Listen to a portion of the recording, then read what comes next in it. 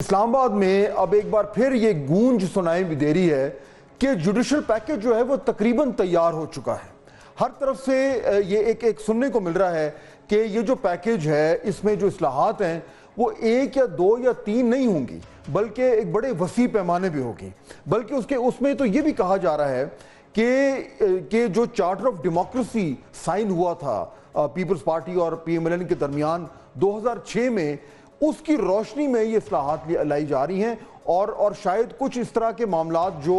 Us charter of democracy میں شامل کیے گئے تھے اور الٹیمیٹلی وہ 18ویں ترمیم کا حصہ نہیں بنے یا بعد میں نہیں جو ہے وہ آئین میں آ سکے، ان کو بھی یہاں پہ لایا جائے گا۔ اب یہ جو معاملہ ہے اس میں کوئی کنفرمیشن تو نہیں دے رہا، لیکن یہاں تک ہم آپ کو رپورٹ کر سکتے ہیں کہ آج سے چند دن پہلے جب وزیر اعظم شہباز شریف صاحب نے ایک عشائیہ دیا اپنے تمام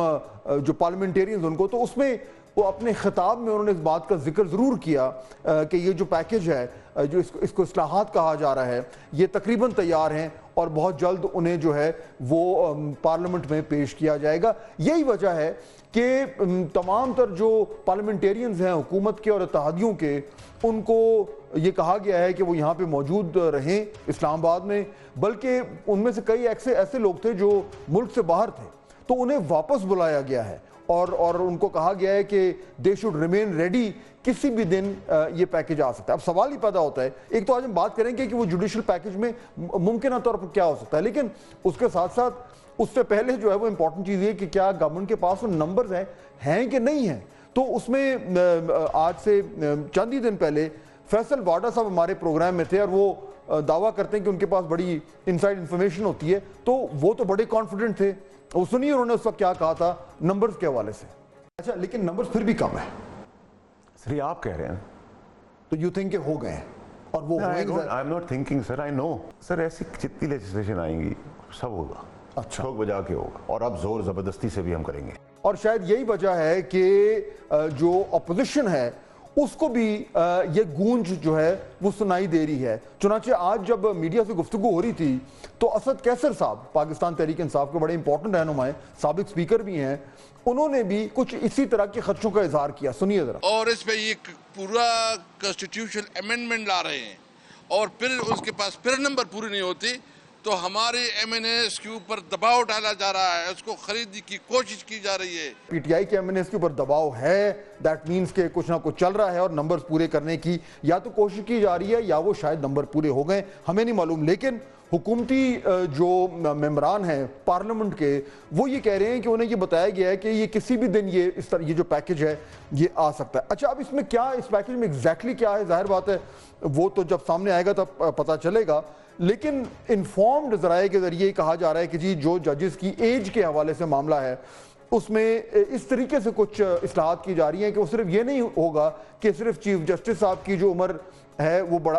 جو کرائیٹیریا ہے یعنی 65 تک کی، اس کو بڑھا دیا جائے گا، یا صرف سپریم کورٹ کے ججز کی، بلکہ شاید تمام تر جو سرکاری ملازمین ہیں ان کی جو ریٹائرمنٹ ایج ہے وہ بڑھے گی، اور اس حوالے سے آٹومیٹکلی جو ہے جو ججز ہیں ان کی ایجز بھی جو ہیں وہ بڑھ جائیں گی۔ اس لیے اس کانٹیکس میں یہ بڑا امپورٹنٹ ہے کہ کل جب سپریم کورٹ کی طرف سے یہ ایک پریس ریلیز آئی جس میں چیف جسٹس قاضی فائز عیسیٰ صاحب کی جو گفتگو ہوئی تھی مختلف جرنلسٹ کے ساتھ آف دا ریکارڈ کانورسیشن، اس میں انہوں نے کچھ وضاحت کی اور یہ کہا کہ چیف صاحب نے یہ کہا تھا کہ اگر ایک پرسن اسپیسیفک کوئی اگر امینڈمنٹ ہے کہ صرف ایک چیف جسٹس کی عمر جو ریٹائرمنٹ کی بڑھا رہی ہے تو وہ ایکسیپٹ نہیں کریں گے، تو اس کا مطلب یہ ہے جو ہم اخذ کر سکتے ہیں کہ اگر ایک کلیکٹیو ریفارم آتا ہے اور اس سے وہ بھی بینیفٹ کر جاتے ہیں تو شاید ان کو اتنا بڑا پرابلم نہ ہو۔ دوسرا، ججز کی اپوائنٹمنٹ کا پروسیجر بڑا امپورٹنٹ ہے۔ 18ویں ترمیم سے پہلے مختلف تھا، پھر 18ویں ترمیم آئی تو اس کو زیادہ ڈیموکریٹائز کرنے کی کوشش کی گئی، پارلیمنٹری کمیٹی کا رول بڑھ گیا، لیکن اس کے بعد پھر 19ویں ترمیم جو آئی 2010 میں، جس میں اس وقت کے جو بڑے ہی پاورفل چیف جسٹس تھے افتخار محمد چودھری صاحب، ان کی یعنی کہ انہوں نے بڑا اپنا جو ہے وہ اثر و رسوخ استعمال کر کے جو ہے وہ 19ویں ترمیم جو ہے وہ فورس کروائی تھی پارلیمنٹ سے، جس کے بعد سپریم کورٹ کے چیف جسٹس کے پاس بہت زیادہ پاورز آ گئی تھی اپوائنٹمنٹ کی ججز کے حوالے سے، اور اس کے بعد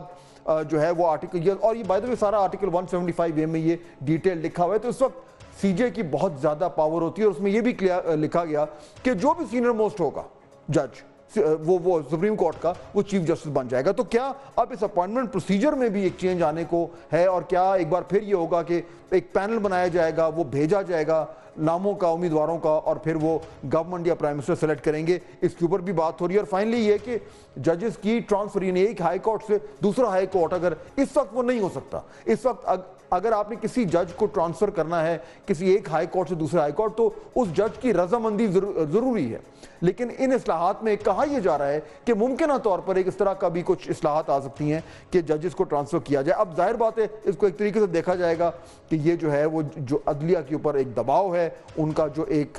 इस वक्त जो हमारा पावर स्ट्रक्चर है उसमें जो उनकी पोजीशन है उसको कमजोर करने की जो है वही कोशिश। क्या ये सब कुछ वाकई में दुरुस्त है,